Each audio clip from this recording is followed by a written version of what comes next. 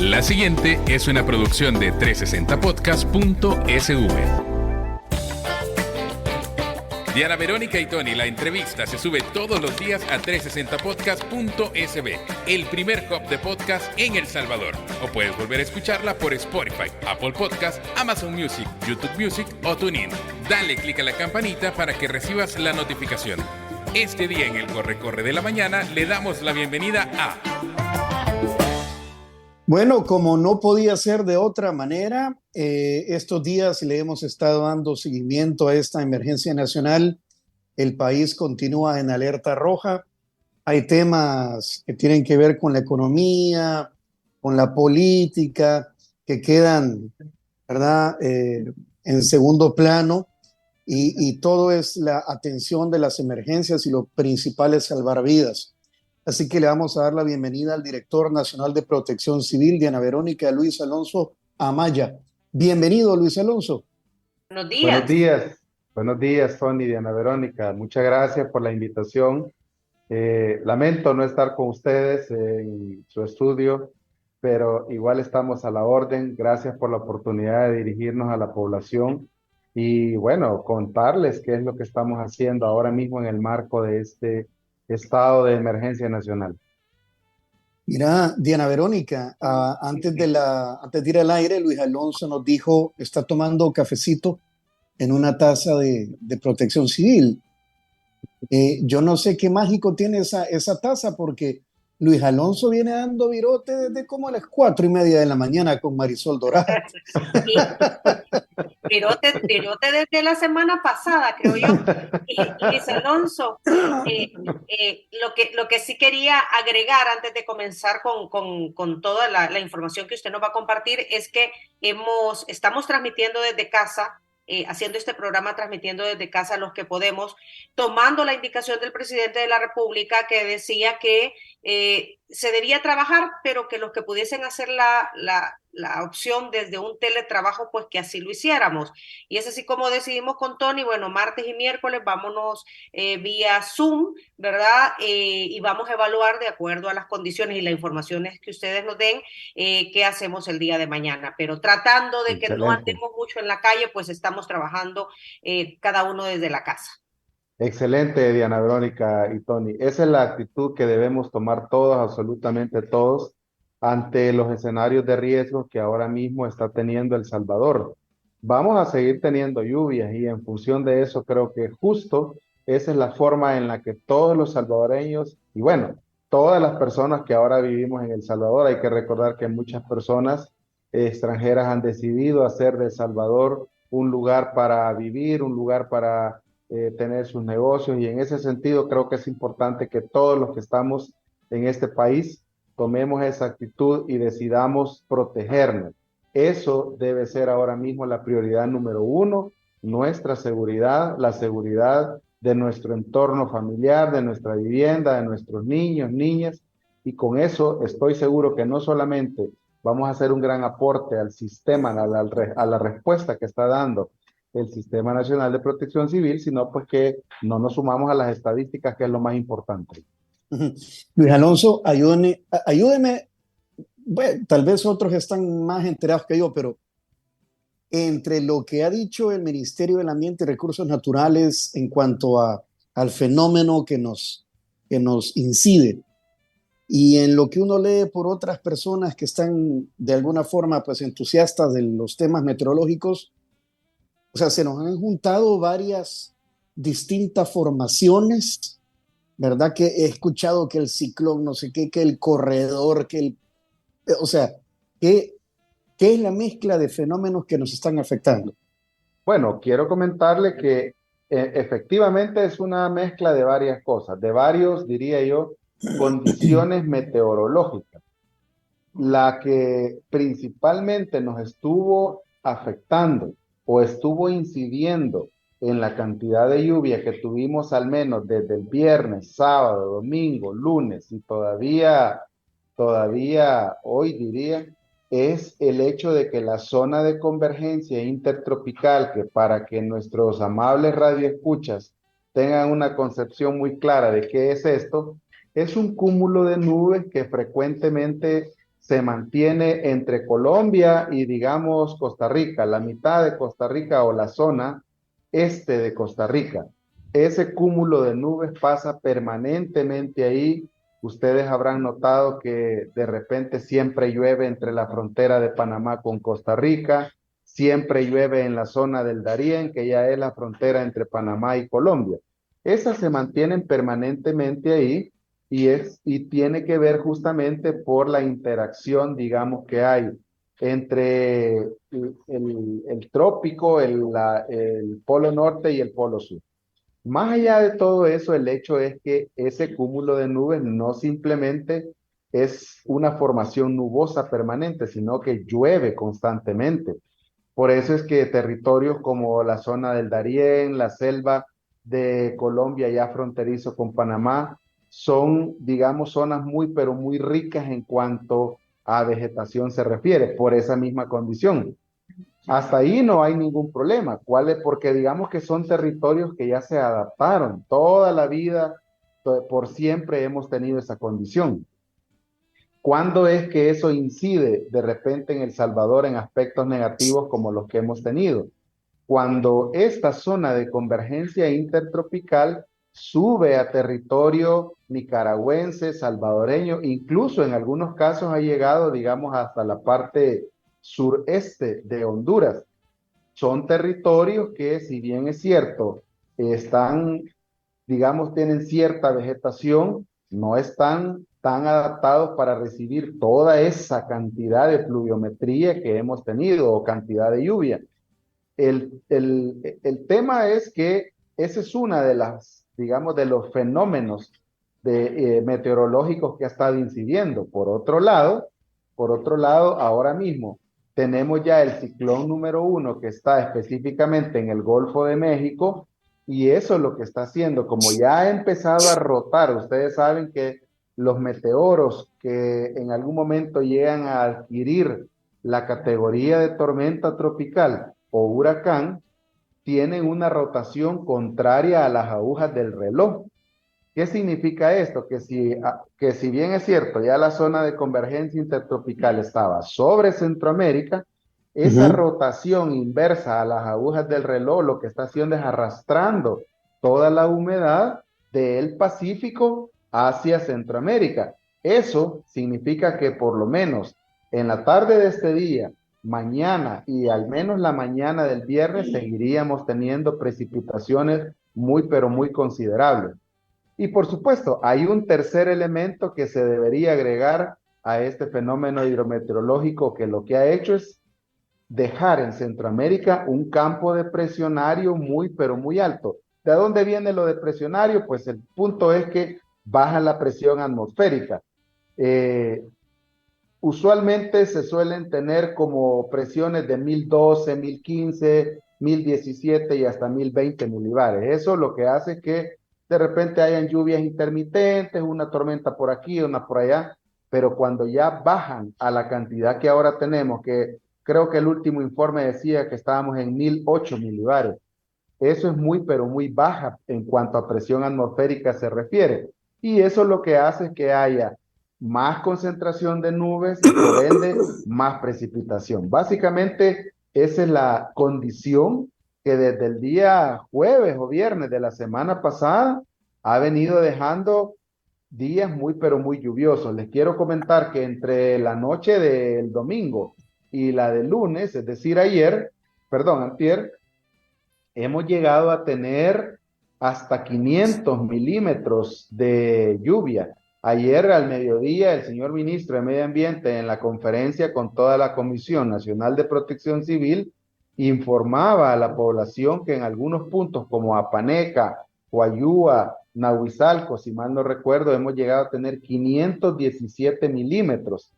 Si de repente hacemos el análisis de cuánto es la pluviometría anual o el promedio anual de lluvias, que oscila entre los 2.000 y 2.200 milímetros, significa que ya en esa zona ya tenemos el 25% de la pluviometría anual. Esos son números muy, pero muy importantes, porque si hacemos por otro lado el análisis de a dónde va a parar toda esa agua, ¿verdad? Entonces, En primer lugar, el suelo tiene cierta capacidad de absorción. De eso venimos de 7, 8 meses de no haber tenido, digamos, una precipitación considerable. El punto es que ahora mismo esa capacidad de absorción, dependiendo del tipo de suelo que hay en el territorio, en algunos casos tiende a ser más tolerante con la lluvia, en otros casos definitivamente se termina saturando muy rápido y lo demás que ya no puede absorber se convierte en escorrentía que termina llegando a los afluentes del río Paz, del río Sensunapán, del río El Sunza, todos esos que ahora mismo han provocado inundaciones en la zona sur de Ahuachapán y de Sonsonate, ¿verdad? Digamos que esa es la lógica hidrometeorológica que está haciendo que pensemos al menos en 3 escenarios críticos. Inundaciones que se van a seguir dando en toda la costa salvadoreña, porque al final ese mismo fenómeno podríamos replicarlo en la cordillera del Bálsamo, es decir, donde están ahora los distritos de Jayaque, Talnique, Tepecoyo, Zacacoyo, Teotepeque, Chiltiupán, Comasagua, y lo mismo podríamos pensar de la cordillera o de la franja volcánica Berlín-Tecapa, donde está Mercedes Umaña, Berlín, Santiago de María, Ozatlán, Tecapán, hasta llegar a California y hasta Jucuapa. Toda esa cordillera, o mejor dicho, toda el agua que se precipite en esa cordillera, en algún momento a través de escorrentía se va a colectar en los afluentes del río Lempa, del río Jiboa, del río Grande de San Miguel, y si vamos más al oriente, el río Huascorán, que ya dio que hacer, como decía mi abuelo, ¿verdad?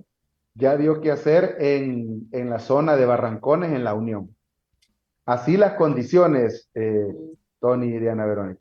O sea, esa es la explicación en salvadoreño de lo que ha estado sucediendo. Exactamente. Y a eso, corríjame si no, porque toda esta escorrentía baja, ¿verdad? Va por los afluentes, como usted menciona, y luego irá a lagos y a la playa, al mar. Por supuesto. Y escuchaba también ayer al ministro de Medio Ambiente decir que la zona en donde más ha llovido es en la zona costera del país. O sea que Exacto. además de que le llega la lluvia desde arriba, desde las montañas, sí, ha llovido también en esas zonas. Definitivamente. Y hay algo que creo que es importante que nuestros amables radioescuchas sepan. Como la mayor parte de la lluvia se ha precipitado en los territorios costeros, eso lo que está provocando ya son inundaciones de planicie. Por eso es que si ustedes ahora mismo transitan entre el Puerto de la Libertad y San Luis Talpa, van a ver que ya sea en los territorios aledaños o en las mismas carreteras, en las zonas de vaguada o en las hondonadas, ya hay ciertos cúmulos de agua. Eso debería nosotros hacernos tomar 2 decisiones. Número 1, conducir con mucha precaución. ¿Por qué? Se ha identificado que alguna parte de los accidentes o una buena parte de los accidentes que se han registrado ha sido porque el conductor manejando a una velocidad no tan digamos, moderada, se encontró con un cúmulo de agua de esos, lo hizo perder el volante y terminó teniendo una colisión o un accidente. Entonces, son cosas que de repente no las valoramos, pero es importante que la población lo sepa y que tome que acate las recomendaciones que nosotros estamos dando. Por otro lado, toda esa precipitación que está llegando, ¿por qué nosotros hemos insistido que este no es momento para hacer actividades de playa o turismo de playa? El punto es que toda el agua que está entrando al mar a través de los deltas, de los ríos, sobre todo los más caudalosos, estoy hablando del río Paz, estoy hablando de Jiboa, el Jute, Chilama, estoy hablando también del río Cepaquiapa en la zona de San Pedro Mazahuat, y así sucesivamente hasta llegar al oriente del país. Hay que recordar que no solamente se tornan oscuros porque llevan tierra, ¿verdad? O la escorrentía que también ha provocado erosión, le agrega tierra a toda esa corriente. El punto es que también lleva escombros. Hay que recordar que hemos tenido vientos y en algún momento llegamos a tener vientos con ráfagas hasta de 60 kilómetros por hora. O sea, 5 más y ese viento habría 5 kilómetros más de velocidad y ese viento habría adquirido una categoría de tormenta tropical, ¿verdad? Porque esa digamos que es la diferencia entre una depresión, una tormenta y un huracán, la velocidad de los vientos. ¿Cuál es el punto? Que si tenemos vientos y hay, digamos, desramado de los árboles con la fuerza de los vientos, esos escombros van a parar a algún lado. Usualmente paran o van a parar o en las carreteras, en los caminos, en las calles o en los ríos. Esos escombros van a parar a la playa también y entonces ahora no solamente tenemos corrientes de retorno que pueden ser muy pero muy fuertes y arrastrar a una persona, sino que a eso agreguémosle que hasta podría golpearla con algún escombro que ande flotando. Así es que, insisto, es momento de estar muy mesurados, es momento de estar acatando las recomendaciones. Hay un estado de emergencia nacional que va a durar 15 días a partir del día domingo, es decir, que hasta el próximo sábado o el próximo domingo deberíamos todos estar en situación de emergencia nacional. Luis Alonso, bueno, eso es lo que está ocurriendo, es la explicación de CIEN salvadoreño del porqué de las lluvias. Ahora, preocupa que esto va a continuar. Ayer el ministro de Medio Ambiente decía que ya llovió lo que tenía que haber llovido durante junio. Exacto, Y exacto. lo que se espera es que el fin de semana haya otro fenómeno Exacto, eso es y traiga más básicamente, lluvia. definitivamente. De hecho, si de repente empezamos a ver los análisis meteorológicos, y creo que me gustaría comentarles, creo que ya se los he contado, pero no está de más recordarlo. Nosotros somos invitados a una reunión clínica que sostiene la Dirección de Observatorio de Amenazas todos los días.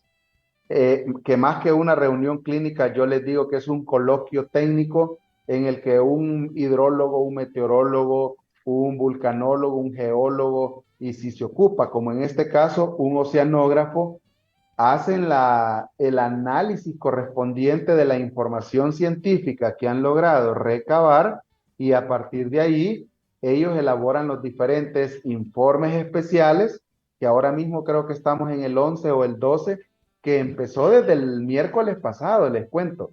Ese análisis, Diana Verónica y Tony, es el que a nosotros nos sirve como Dirección General de Protección Civil para activar el semáforo del sistema de alerta tempranas en El Salvador. Empezamos allá por el día miércoles con un aviso, subimos el día jueves a una advertencia, el día viernes ya fue necesario tener la alerta verde muy temprano, y a partir de un nuevo informe especial que salió entre las 5 y las 7 de la noche, no recuerdo, fue necesario ya por las 10, 11, declarar estado de alerta amarilla. ¿Cuál es el punto y por qué hago referencia a esto en función de lo que esperamos? Estos análisis lo que nos permiten a nosotros es hacer una proyección de cuáles son los probables efectos que podría dejarnos un evento como el que ahora está afectando al país. De hecho, el día domingo, ¿cuáles fueron las razones por las que el señor presidente solicitó el estado de emergencia nacional? Una de las responsabilidades que tiene la Dirección General de Protección Civil es elaborar la ponderación del riesgo. La ponderación del riesgo no es ni más ni menos que establecer una proyección que nos dice que si en 3 días yo he llegado a tener tantos fallecidos, tantos albergados, tantos territorios dañados, tantas viviendas dañadas, y si la condición o el informe técnico de medio ambiente nos dice que lo que ha sucedido en estos 3 días podría replicarse en los siguientes 10 días, pues obviamente hay que prestarle mucha atención. Digamos que la conclusión debería ser es que se van a necesitar recursos y en función de eso se envía la ponderación del riesgo al señor presidente de la República y es de ahí donde sale la solicitud del estado de emergencia nacional que ahora tenemos. El punto es que desde hoy hasta, digamos, el próximo fin de semana, lo que nos espera son lluvias. El día de hoy se espera un promedio de 100, 120 milímetros de lluvia, mañana también. Entonces creo que es importante que todos, absolutamente todos, número uno, estemos muy al tanto de la información que se está generando. Número dos, acatemos las recomendaciones. Número 3, si en algún momento, sobre todo las personas que viven en las inmediaciones de un talud o cerca de una quebrada o de un río, empiezan a ver algunos signos característicos, por sobre todo en los taludes, porque hay que denotar algo. Este es el momento en el que el escenario de riesgo se vuelve más complejo en dos zonas muy, pero muy puntuales. La costa salvadoreña, donde vamos a tener inundaciones, y las zonas de las cordilleras de todo el país, donde la probabilidad de tener movimientos de ladera, ya sea un derrumbe, un deslizamiento o un deslave, se incrementa mucho más. Hay ciertos signos que nosotros hemos venido diciendo a través de estos últimos días, o en los últimos días hemos venido recalcando algunos signos que son bien, pero bien característicos.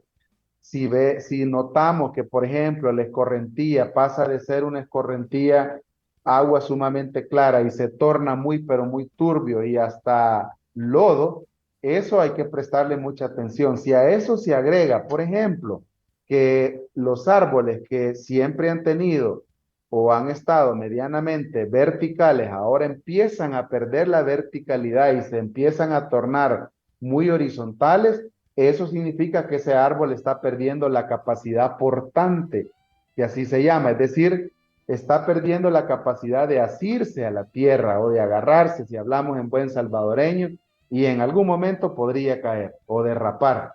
Otro signo muy importante que hay que valorar es que siempre, insisto, sobre todo aquellos que tenemos nuestra casa cerca de muros, taludes, paredes o bordos, como usualmente se dice en buen salvadoreño, si empezamos a ver que empiezan a caer pequeños cúmulos de tierra o a deslizarse o a derrumbarse, y estos empiezan a crecer tanto en número como en cantidad de material, evacúe por favor, porque ese es un signo característico de que podríamos tener una situación muy crítica. Luis Alonso, ¿Sí? ayer andaba un rumor, una especie que tiene que ver con, decían, posibles grietas en la cordillera del Bálsamo. Se hablaba de posibles evacuaciones en la colonia Pinares. de Pinares. Sí, sí. Me gustaría que aclarara esto, por favor, o sea, hasta dónde esto es cierto y pues, y qué acciones, en caso de ser verdad, qué Sí. acciones estarían tomando, porque pues para no andar repitiendo rumores. Claro, y yo creo que ese es lo que usted acaba de decir por último, Tony, es lo que realmente es un rumor. Yo creo que este es, en principio, antes de comentarle qué es lo que está pasando en la cordillera del Bálsamo, en principio creo que es importante decir que este no es momento para estar generando pánico, para estar generando rumores, que lejos de tranquilizar a las personas, pues se convierte en un problema más. La cordillera del Bálsamo, en su momento se le hicieron obras de mitigación que ahora mismo se han estado muy, pero muy al pendiente. Se ha estado monitoreando, incluso la alcaldía o mejor dicho, Santa Tecla, exactamente, la Libertad Sur, perdón, la Libertad Sur ha estado haciendo, el mismo alcalde Flores ha estado en constante monitoreo de la zona. Lo que estamos teniendo son escorrentías que son muy, pero muy normales, que están justamente yéndose por los sistemas de drenaje que en algún momento se hicieron. No está bien generarle pánico a las personas. Si en algún momento tanto la Dirección de Medio Ambiente como obviamente pues las autoridades del Ministerio de Obras Públicas denotan que hay algún riesgo, que no les quepa la menor duda que a través de fuentes oficiales vamos a hacer el comunicado y se van a tomar pues las decisiones necesarias a fin de salvaguardar la vida, pero ese no es el caso en este momento, Tony. Ok. Es que había un rumor, como decía Tony. Sí. En todo caso, Luis Alonso, para dar tranquilidad a la gente, ustedes son los que indican en qué momento hay que evacuar aquella zona que consideran vulnerable. Y me voy a referir, por ejemplo, a las evacuaciones que han pedido en la zona de la Nuevo Israel, la entrada de la colonia San Sí, Francisco, sí, sí, y entiendo que han habido otras también, en donde ya las efectivamente. personas se les ha pedido que evacúen porque sí existe un peligro inminente. Efectivamente, ese ha sido, digamos, ese ha sido el ir y venir de estos días. Se han hecho evacuaciones. Si empezamos, por ejemplo, de occidente hasta oriente, dado que digamos que las primeras afectaciones en función de la cantidad de lluvia que se ha precipitado en la zona occidental y en la costa, empezaron a afectar San Juan del Chino, Bola de Monte, Garita Palmera. Estoy hablando del distrito de San Francisco Menéndez, ¿verdad? En la zona también de Metalío, justamente son los lugares que empezaron a evacuarse. Sin embargo, hay otros lugares que ya se han evacuado, no necesariamente porque ahora tengan un riesgo crítico, sino porque lo que queremos es prever alguna situación. Estoy hablando, por ejemplo, de la Nueva Israel, estoy hablando de la Nicaragua, de la colonia Nicaragua, la colonia Minerva, todas esas colonias que están justamente en la ribera de la quebrada, de alguna quebrada, a fin de prever también las crecidas repentinas. Hay que recordar que estas son conocidas como quebradas de invierno. ¿Por qué se le llaman así? Porque entre noviembre y abril, básicamente el caudal de estas quebradas llega casi a cero, pero en invierno, a partir de todos los colectores que tienen, a partir de todos los afluentes, les correntías, llegan a adquirir caudales muy, pero muy importantes. De hecho, si ustedes han podido observar, por ejemplo, en la colonia Málaga, hay momentos en los que hasta se cierra el paso, pero obviamente no es permanente.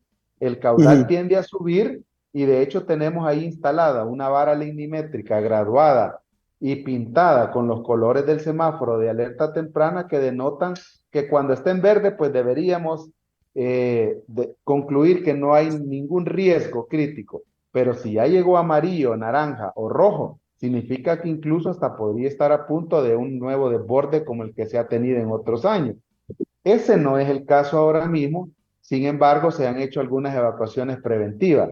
Estamos muy atentos del río Lempa, del río Grande de San Miguel. Hay que recordar que territorios como ahora Distrito de Jiquilisco, Puerto del Triunfo, San Dionisio, Puerto Parada, son territorios que siempre han sido inundables y obviamente cada vez que tenemos un evento de este tipo, la probabilidad de tener ese fenómeno se incrementa. Así es que, de hecho, el día lunes por la noche, ya casi medianoche, y la madrugada de ayer martes, ha sido necesario evacuar algunas personas de la zona de Tecoluca. No todas las que específicamente, no todas, pero sí estamos ya muy a la expectativa. Se ha dispuesto de todo un recurso mecánico para poder provocar que las evacuaciones sean lo más expeditas posible. Están involucradas todas las instituciones del sistema. Ayer, por ejemplo, hemos visto cómo, ayer y antier hemos visto cómo, por ejemplo, el mismo ministro de la Defensa han dado en lugares como Garita Palmera, en Aguachapán y otros, haciendo básicamente un barrido casa por casa, ¿verdad? Para que las personas que tienen que evacuar, que lo hagan. Asimismo, se ha sumado la Policía Nacional Civil y instituciones de socorro. Puedo asegurarles que es un promedio, si no más, de 100,000 talentos humanos de diferentes instituciones. Solo la policía está haciendo un aporte. Ayer me decía el señor subdirector de áreas especializadas, García Pune, un total de 22,600 talentos humanos que están empeñados en la emergencia. A eso se le suma todo el talento humano de bomberos, protección civil, el Ministerio de Salud, sin dejar de mencionar al Ministerio de Obras Públicas, que ha tenido mucho, pero mucho trabajo. Les cuento que ha sido un total de 331 vías obstruidas que han tenido que, obviamente, pues limpiarse a fin de restablecer la conectividad vial. Luis Alonso, otro rumor que incluso vi en redes sociales que la Dirección General de Aduanas, eso fue al menos hasta antes de ayer, Sí. pero ¿cuál ha sido, digamos, el tema de la circulación por los puntos fronterizos? Recordemos que ahí hay puentes también y ríos en Sí. algunos. ¿Cuál es la situación esta mañana? ¿Cómo no? Muy buena pregunta, don Tony. El rumor se generó porque el día domingo se cerró temporalmente el puente Arce, el que está justamente en la frontera de la Achadura. Estoy hablando de Aguachapán, ¿verdad? Digamos Ujú. que esa es la carretera que empalma con la litoral nuestra. La situación es que tuvimos un aumento en el caudal en el río Paz que básicamente llegó hasta el color rojo en la vara lignimétrica que está situada en uno de los, digamos, de los postes que sostienen el puente o en uno de los muros que sostienen el puente, y entonces a fin de prever cualquier situación, se suspendió temporalmente el paso en el puente, no así el trabajo de aduana. No está cerrada ninguna frontera, no está cerrada ninguno de los dos aeropuertos, ni Lopango ni Comalapa. También aprovechando su pregunta, se corrió también el rumor de que había muerto ganado bueno, en principio quiero decirle que sí se murieron algunas reses, pero no del lado salvadoreño, sino que sucedió del lado hondureño y por cierto era ganado ilegal, ¿verdad? Se ha comprobado.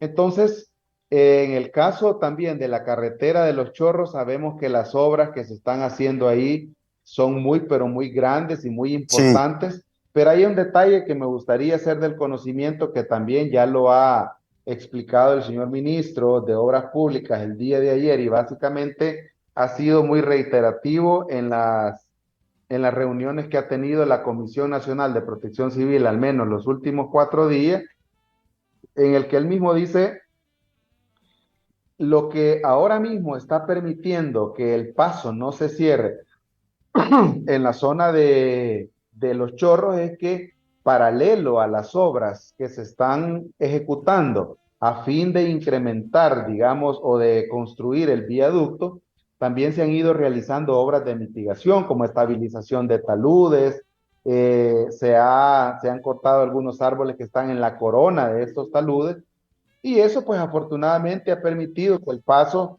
no se cierre, hay paso continuo. En algunos casos, de repente si la lluvia se pone muy pero muy torrencial, podría ser que se restrinja un poco el paso de transporte de carga, pero no llegar al punto de restringirlo totalmente. Esa es básicamente la información en cuanto a aduanas, carreteras. Hay algo bien importante que me gustaría comentarles. Ustedes saben que en las inmediaciones del Cantón El Brazo, en el Cantón El Brazo, en el lugar conocido como La Canoa, sobre la carretera del litoral, ya casi llegando al Delirio, ahí hay una zona de vaguada en la que toda la vida se inunda, ¿verdad? Sí. Exacto, entonces este no es el caso ahora mismo, o sea, tuvo una pequeña inundación, ha sido pasajera, pero el paso también está totalmente fluido en esa zona de San Miguel. Ok, quisiera preguntarle algo más, Luis Alonso. Sí. Hasta el momento entiendo que hay 12 personas fallecidas producto de este temporal. La última que se conoció es un señor que ingresó a la Que playa en Metalito, Exactamente, y mencionaste. fue arrastrado. Eso es lo Eh, último que tenemos, ese es el y eso, último. y eso fue imprudencia, Luis Alonso. Totalmente, totalmente. Me da mucha pena decirlo. Mis condolencias para la familia. Nos unimos al dolor que tiene no solamente esta familia, sino todas las familias que ahora mismo están lamentando la pérdida de un ser querido. Pero infortunadamente ha sido un acto de imprudencia. La última actualización que tenemos es que efectivamente se suma un fallecido más. Ahora ya son dos. Una persona que fue arrastrada por la corriente del río, se ingresó a la bocana y pues lamentablemente fue arrastrado y hay algo que me gustaría decir. El Sistema Nacional de Protección Civil está dispuesto para todas las personas que viven en este país. Pero obviamente quisiera pedirles y reiterarles que nos cuidemos, que no nos aventuremos a hacer ese tipo de acciones. En principio porque se ponen en riesgo ellos mismos y en segundo lugar porque también se ponen en riesgo a los rescatistas que tienen que ingresar a buscar a estas Ujú. personas. Entonces, insisto, es parte de nuestro trabajo y lo hacemos con el mayor de los gustos. Es parte del mandato que tenemos del presidente Nayib Bukele, trabajar por la seguridad de las personas, pero también hay que recordar que cada vez que yo asumo un riesgo o me pongo en riesgo, no solamente soy yo, sino que en principio mi entorno familiar, vea usted el dolor que ahora mismo debe estarle causando a la familia de esta persona, y luego en tercer lugar, pues a todos aquellos que tienen que movilizarse para buscarme si yo tuviera un percance, ¿verdad?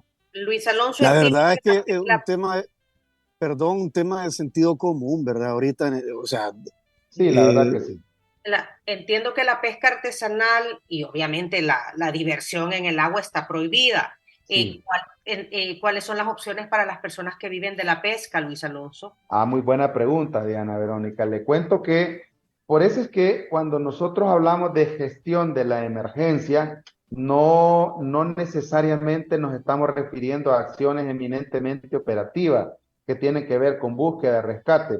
Ahora mismo el país está gestionando la emergencia en función de 4 prioridades muy puntuales. La primera, obviamente, en función de rescate, búsqueda, evacuación, asegurar el bienestar de las personas, pues esa es una prioridad número uno. Prioridad número dos, una vez evacuadas las personas hay que pensar en habilitar en albergues, en darles las necesidades, en darles abrigo. Estamos hablando de asistencia humanitaria.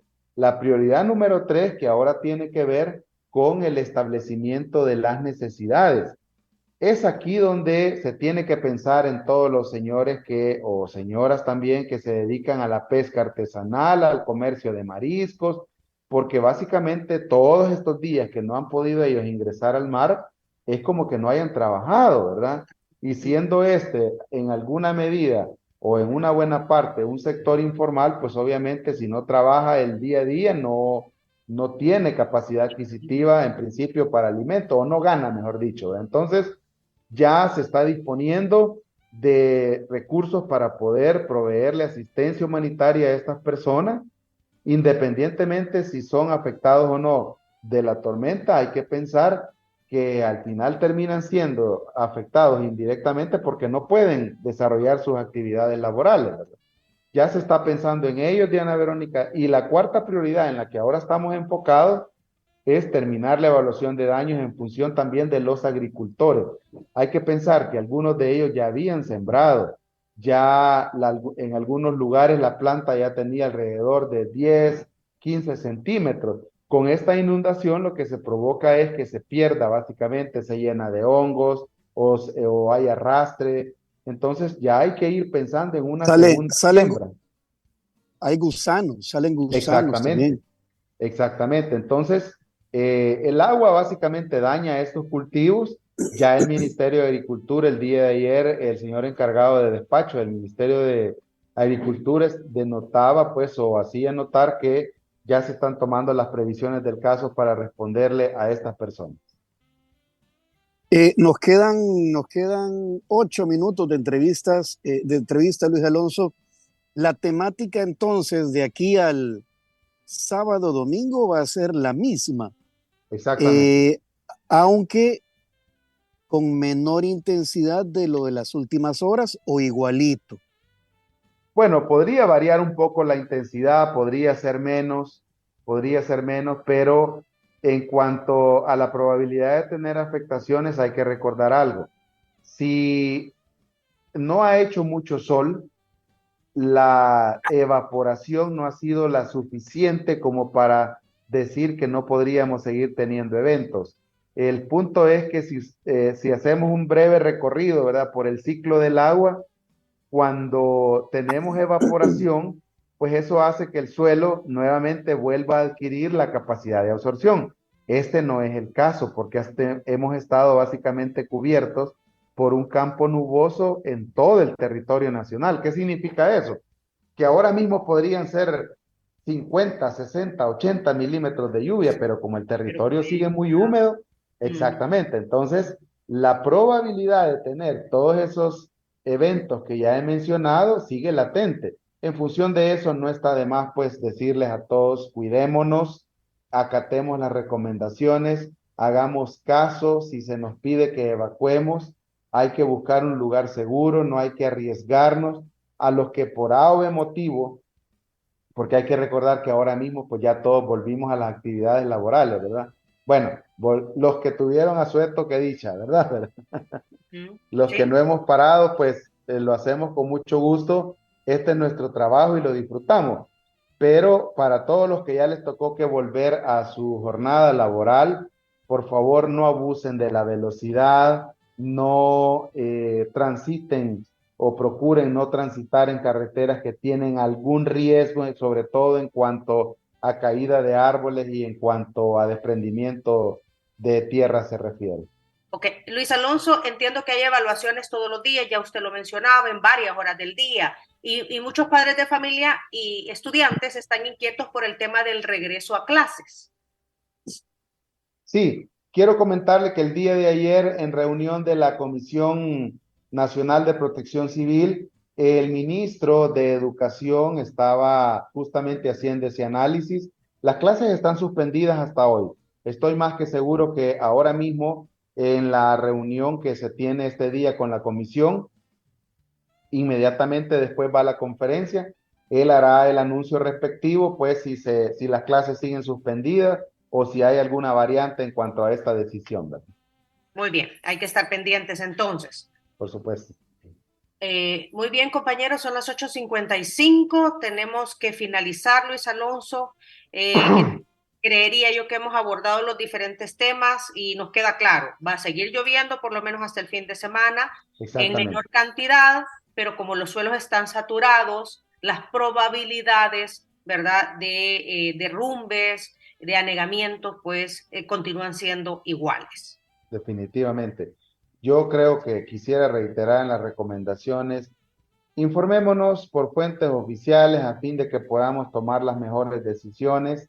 A todos aquellos que, pues, infortunadamente les gusta estar creando contenido a fin de provocar sensacionalismo o a fin de generar temor innecesario, no lo hagan. Este es un momento de mantenerse o guardar la mesura, abonar al trabajo que se hace.